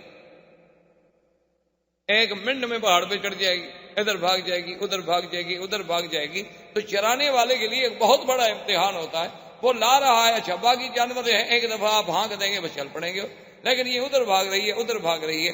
اور اس لیے حضرت موسیٰ علیہ السلام کا ایک دفعہ آتا ہے نا کہ ایک بکری کے پیچھے بھاگتے بھاگتے بھاگتے جب غصے میں آئے تو اسے بیت مارا، تو اللہ نے کہا کہ موسیٰ میرے بندے بھی تو میری فرمان سے بھاگتے رہتی ہیں، لیکن میں نے تو ان کو معاف کر دیتا ہوں، تو میں ایک بکری کو بھی معاف نہ کر سکتا؟ دیکھو میرے بندے بھی تو روزانہ میرے حکم سے کہاں بھاگتے ہیں، میں ادھر کہتا ہوں ادھر جاتے ہیں، میں مسجد کا کہتا ہوں وہ ادھر چلے جاتے ہیں، میں قرآن کا کہتا ہوں وہ بائبل کی طرف جاتے ہیں، میں نماز کا کہتا ہوں تو وہ فلم دیکھنے چلے جاتے ہیں، لیکن پھر بھی میں نے ان کو کبھی ایسا تو نہیں مارا، کیونکہ اگر اللہ ہمارے جرم پہ ہمیں مارنے پہ آ جائے تو پھر تو ہم زمین پہ چل ہی نہیں سکتے۔ یہ تو قرآن کا فیصلہ ہے، وَلَوْ يُؤَاخِذُ اللَّهُ النَّاسَ بِمَا كَسَبُوا مَا تَرَكَ عَلَىٰ ظَهْرِهَا مِن دَابَّةٍ۔ اللہ نے فرمایا کہ اگر ہم بندوں کو ان کے گناہوں پہ پکڑ لیں تو پھر اس زمین پہ کوئی چیز آپ کو چلتی ہوئی نظر نہ آئے۔ یہ تو اللہ کا کرم ہے کہ ہمارے لاکھوں گناہ معاف ہوتے ہیں، کسی ایک آدھے پہ تھوڑی بہت تنبیہ ہو جاتی ہے کہ ہماری اصلاح ہو جائے۔ تو اس لیے بکریاں چرانے میں یہ بھی تربیت تھی کہ اچھا پھر بکریوں میں آپ نے دیکھا نا کئی قسمیں ہوتی ہیں، کوئی کالی ہے کوئی پیلی ہے، تو امت میں بھی تو کئی رنگ ہوں گے۔ بکریوں میں آپ نے دیکھا ہے کئی آہستہ چلنے والی، کوئی تیز چلنے والی، کوئی دوڑنے والی، کوئی چھوٹے قد والی، کوئی بڑے قد والی، کوئی زیادہ دودھ والی، کوئی کم دودھ والی۔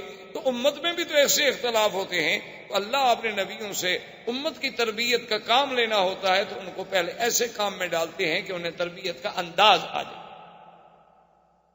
تو ایک دن حضور پاک صلی اللہ علیہ وسلم نے چونکہ کبھی گانا نہیں سنا، حضور صلی اللہ علیہ وسلم نے کبھی موسیقی نہیں سنی، حضور صلی اللہ علیہ وسلم نے کبھی جھوٹے قصے نہیں سنے، تو کبھی شادیوں پہ نہیں گئے۔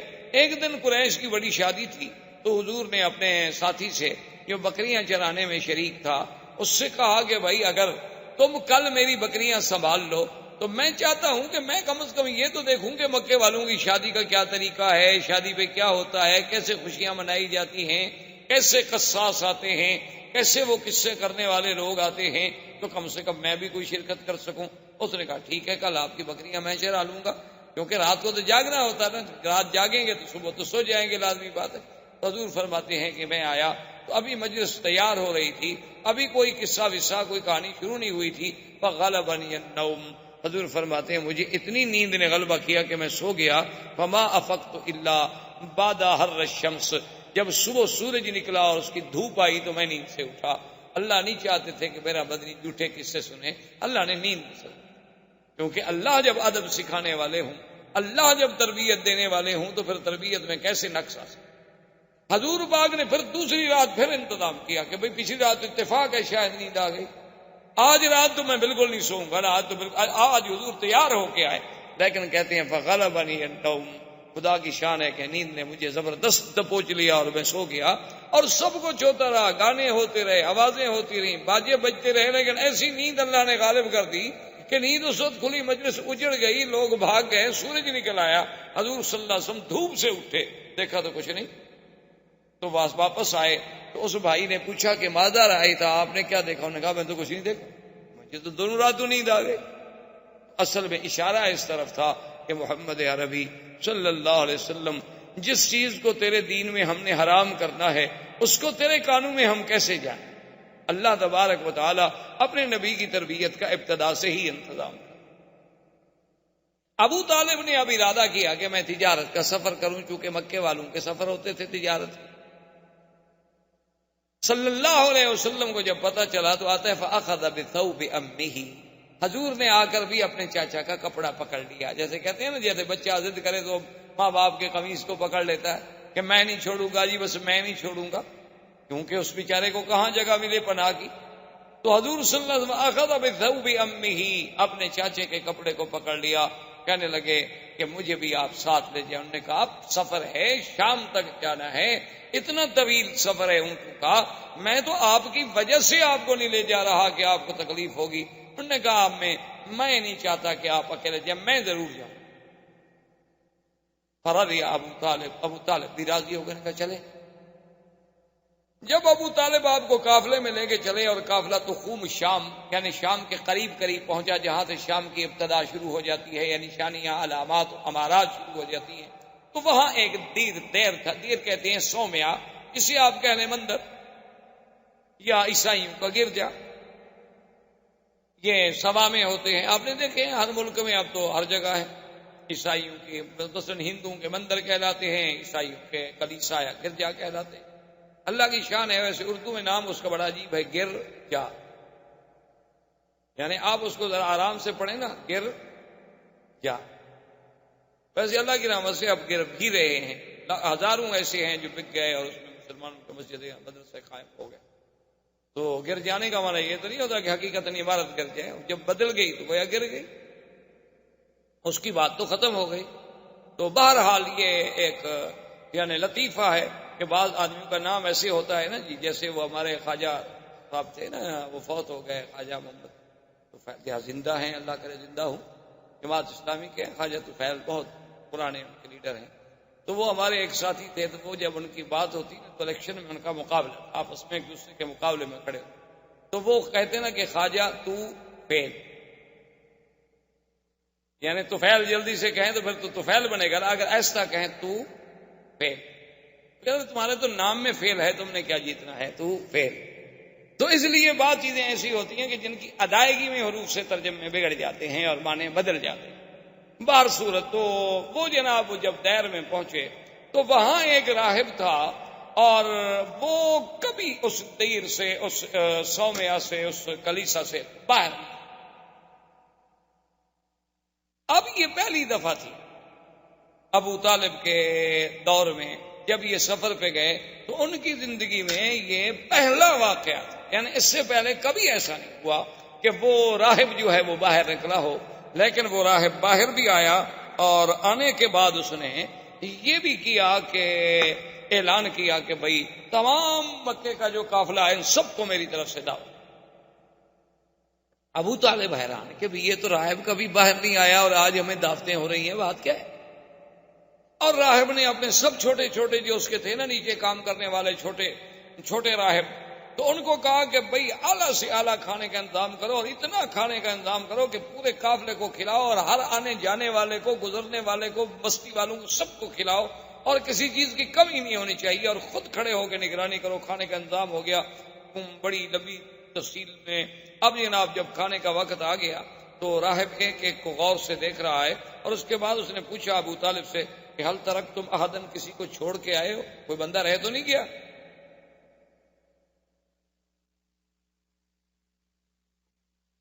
تو ابو طالب نے کہا کہ ایک بچہ رہ گیا، ہم چھوڑ آئے کہ ذرا سامان کے ساتھ رہے گا، نگرانی کرے گا.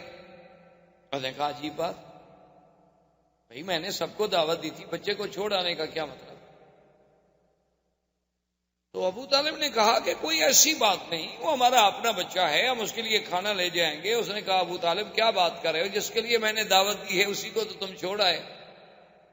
تم لوگ تو ہمیشہ یہاں سے گزرتے رہتے ہو، پہلے بھی میں نے کبھی تمہیں دعوت دی ہے. اب جب حضور صلی اللہ علیہ وسلم کو بلایا گیا تو اب وہ غور سے دیکھ رہا ہے کہ یہ کیسا بچہ ہے کہ جو آتا ہے تو بادل اوپر چل رہا ہے، آپ پر دھوپ نہیں پڑتی. جب آپ قریب آ گئے، بیٹھ گئے، ابو طالب سے پوچھا کہ من ھذا، یہ کون ہے؟ انہوں نے کہا میرا بیٹا ہے. تو اس نے کہا کہ نہیں، تم جھوٹ بول، یہ تمہارا بیٹا نہیں. اس نے کہا میرا بیٹا ہے. اس نے کہا واللہ غضب تھا. اس نے کہا میں قسم کھاتا ہوں جھوٹ بول رہے، تمہارا بیٹا نہیں ہے، اس کا باپ اس وقت زندہ نہیں ہو سکتا.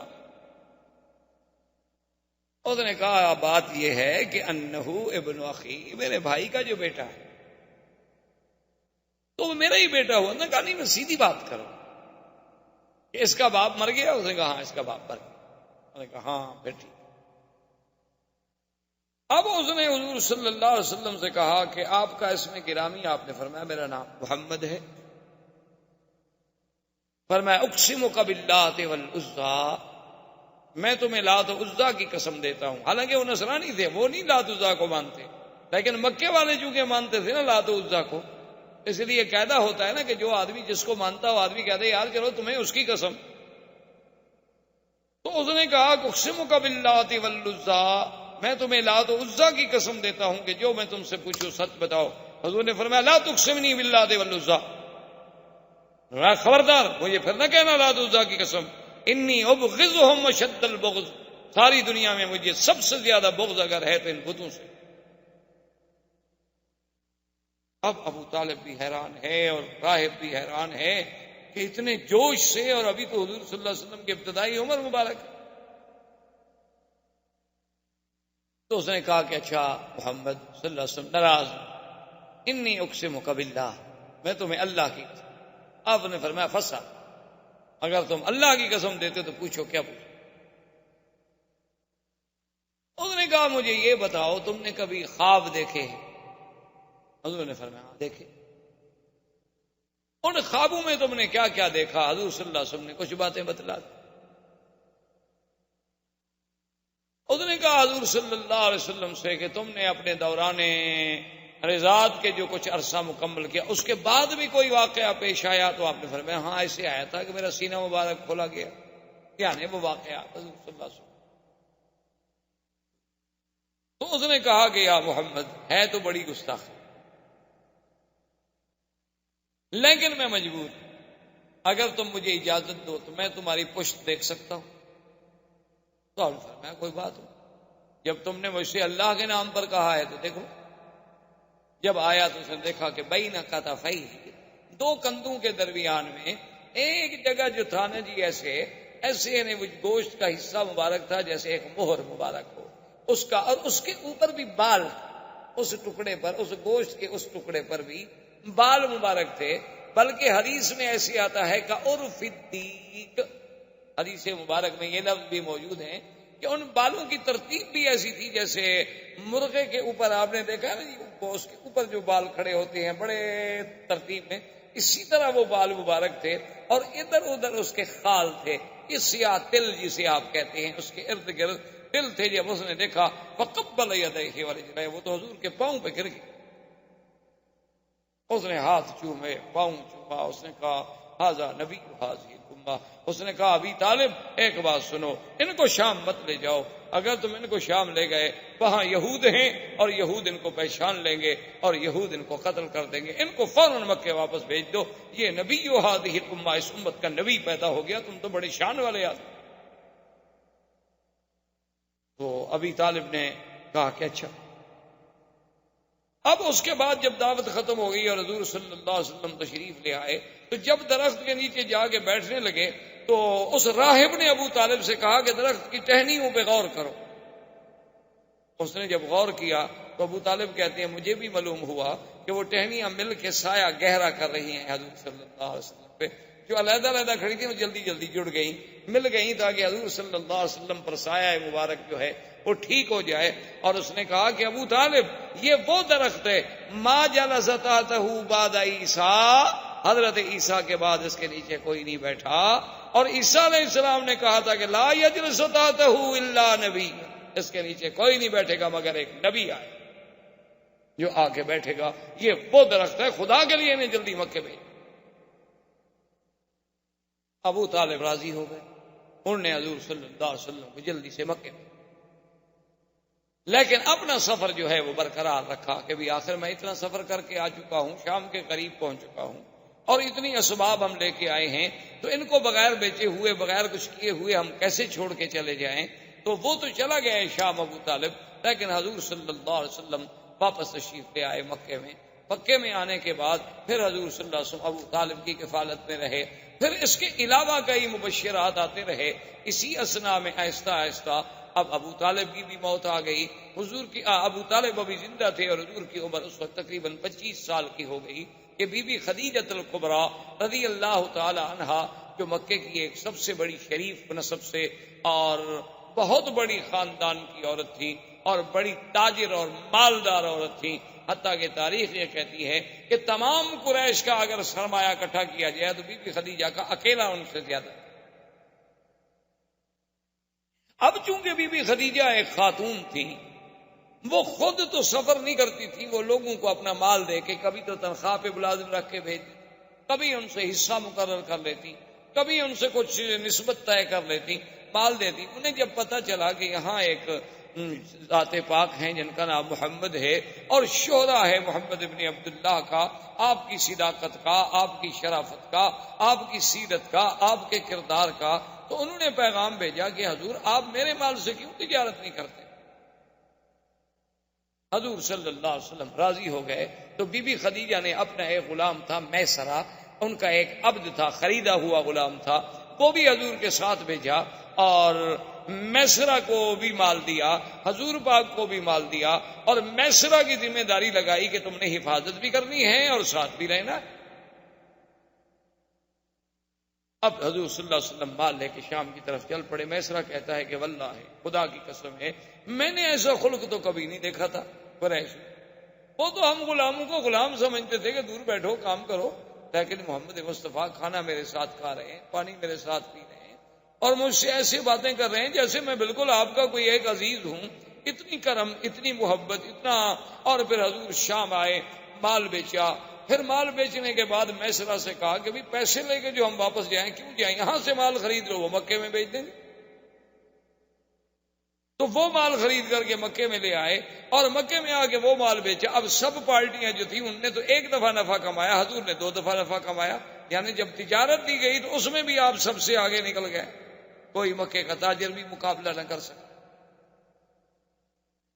بی بی خدیجہ کو جب پتہ چلا کہ ایک آدمی نے کبھی تجارت نہیں کی اور وہ اتنی جلدی کیسے اس مقام پہ پہنچ گیا کہ سب تجارت کے تجربہ کار جو تھے وہ پیچھے رہ گئے، اس نے میسرہ کو بلایا، اس نے کہا میسرہ یہ کیسے؟ اس نے کہا بی بی کیا پوچھتی ہیں، یہ تو کوئی شان والا آدمی ہے، راستے میں ہم گئے تو راہب نے یہ کہا، میں نے تو ان کو کبھی نہیں دیکھا کہ دھوپ میں جائیں اور اوپر بادل سایہ نہ کرے، میں نے تو کبھی نہیں دیکھا کہ اگر 20 آدمی بیٹھے ہیں، حضور ایسی جگہ بیٹھے ہیں جہاں درخت کا سایہ نہیں، سایہ اسی طرف چلا جاتا ہے جس طرف یہ بیٹھے ہوں، میں نے تو یہ دیکھا اور میں نے یہ دیکھا اور میں نے یہ دیکھا۔ بی بی خدیجہ تو حیران ہو۔ اب بی بی خدیجہ کے دل میں ایک تڑپ پیدا ہوئی کہ کہیں ایسا کیوں نہ ہو جائے کہ میں شادی کر لوں۔ حالانکہ اب ورنہ بی بی خدیجہ کو شادی کرنے کا کوئی ایسا خواہش نہیں تھی، بڑے بڑے سرداروں نے کہا تھا، بی بی نہیں مانی، لیکن اب ان کے دل میں ایک تمنا پیدا ہو۔ اسی لیے علماء نے لکھا ہے کہ مرد تو بڑے دانا اللہ پیدا کرتے ہیں، بہت دانا پیدا ہوتے ہیں اور ہوتے رہیں گے انشاءاللہ، لیکن عورتوں میں بہت قلیل دانا پیدا ہوئے۔ انہوں نے کہا ایک ان میں خدیجہ تھی، اور جس نے حضور صلی اللہ علیہ وسلم کو پہچان لی، اور ایک ان میں بی بی تھی حضرت شعیب کی بیٹی کہ جس نے موسیٰ علیہ السلام کو دیکھ کے پہچان لی۔ انہوں نے کہا اللہ نے ان لڑکیوں کو ایسی ذکاوت دی تھی، ایسا فہم دیا تھا، ایسا مقام دیا تھا کہ اس نے بھی موسیٰ علیہ السلام کو دیکھا تو وہ تاڑ گئی کہ یہ نبی ہے، یہ کوئی عام بندہ نہیں، اور بی بی خدیجہ بھی پہچان گئی۔ تو ایسے تاریخ میں لوگ جو ہیں بہت کم پیدا ہوئے، جیسے بی بی آسیہ تھی، جیسے بی بی مریم تھی، جیسے اخت موسیٰ علیہ السلام تھی۔ تو یہ اس قسم کی ذہین عورتیں بھی تاریخ میں بہت کم پیدا ہوئی، ان میں ایک سیدہ خدیجہ رضی اللہ تعالیٰ عنہ۔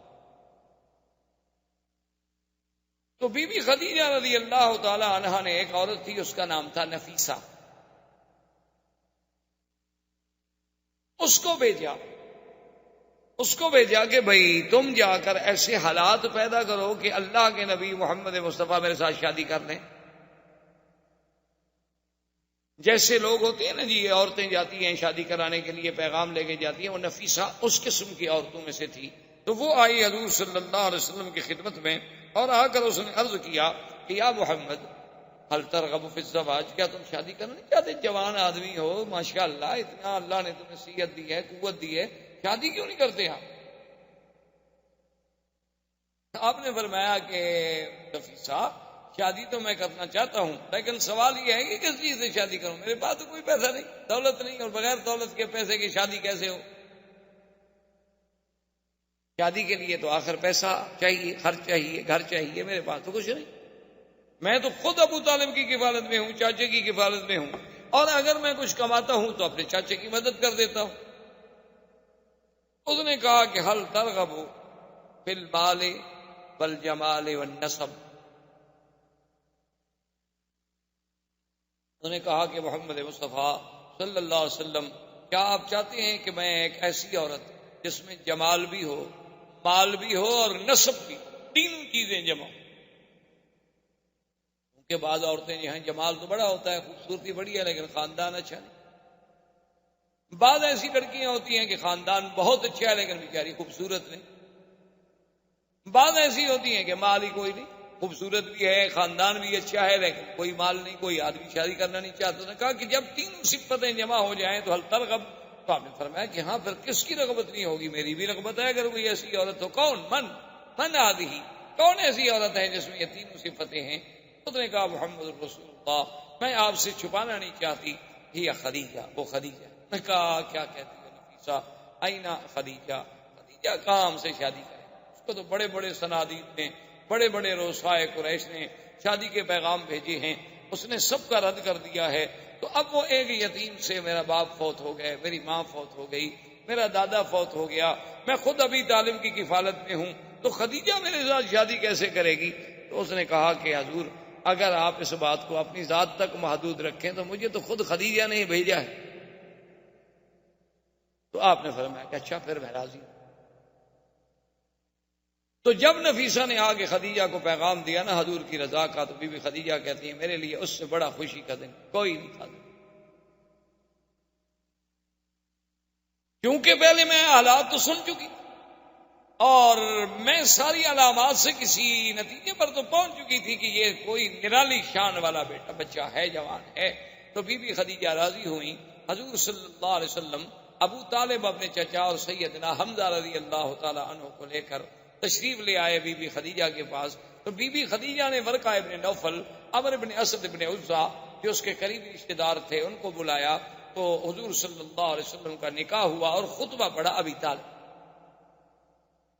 خطبہ نکاح جو ہے وہ ابو طالب نے پڑھا، اور اس کے بعد جو دوسرا خطبہ ہے پھر وہ ورقہ ابن نوفل نے پڑھا تعریف کے لیے، یعنی خطبہ نکاح تو پڑھ لیا ابو طالب، گواہ موجود تھے، لیکن ورقہ ابن نوفل نے پھر تعریف محمد رسول اللہ صلی اللہ علیہ وعلا آلہ واصحابہ وسلم تسلیما کثیرا کثیرا کی شان میں خطبہ پڑھا کہ یہ بچہ جو ہے، یہ نوجوان جو ہے، اس کی کوئی نرالی شان ہے، اس میں ہم نے یہ وصف دیکھی، یہ وصف دیکھی۔ اور اس نے کہا خدیجہ میری رائے میں، میری تحقیق میں اس وقت دنیا کی سب سے زیادہ خوش قسمت اگر کوئی خاتون ہے تو تم ہو، کہ آج تمہاری قسمت میں محمد رسول اللہ ہے صلی اللہ علیہ وسلم۔ اس وقت حضور کی عمر مبارک 25 سال تھی اور بی بی خدیجہ کی عمر 40، اور آپ سے پہلے وہ 2 شوہروں سے شادی کر چکے۔ اللہ کی شان ہے کہ حضور صلی اللہ علیہ وسلم کو جو اللہ نے اولاد دی ہے تقریباً ماں سوائے ایک بچے کے سب جو ہیں وہ بی بی خدیجہ سے۔ حضور صلی اللہ علیہ وسلم کے بیٹے جو بی بی خدیجہ سے پیدا ہوئے عبداللہ، پہلا بچہ جو پیدا اس کا نام تھا القاسم، دوسرا بیٹا جو پیدا ہوا اس کا نام تھا عبداللہ۔ بعض لوگوں کو بڑی غلطی لگتی ہے، وہ کہتے ہیں حضور کے بیٹوں کا نام شاید طیب بھی تھا اور طاہر بھی تھا، یہ طیب طاہر آپ کے بیٹوں کا نام نہیں تھا۔ احباب کرام، اس کے بعد اب آپ اس مبارک سلسلے کی CD نمبر 4 سماعت فرمائیں۔